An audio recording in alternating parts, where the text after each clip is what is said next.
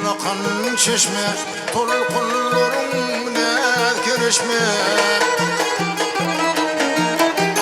Min bir yanı galan teşne, şüllür yatır aramızda, şüllür yatır aramızda. Min bir yanı galan teşne, şüllür yatır aramızda, şüllür yatır aramızda.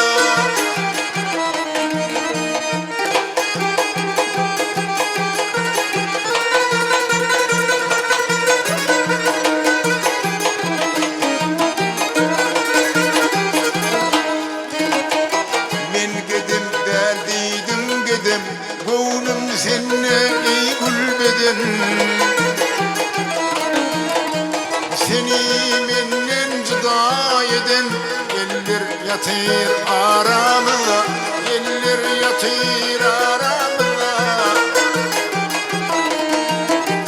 Belki bir düşman eden eller yatır aramızda, eller yatır aramızda.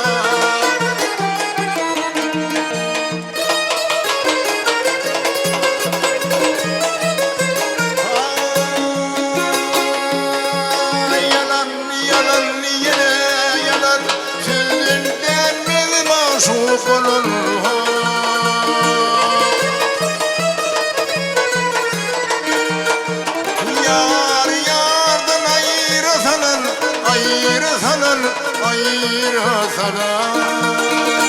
Diller yatır aramızda, diller yatır aramızda. Yar yardan ayırsalar, ayırsalar, ayırsalar. Diller yatır aramızda, diller yatır aramızda.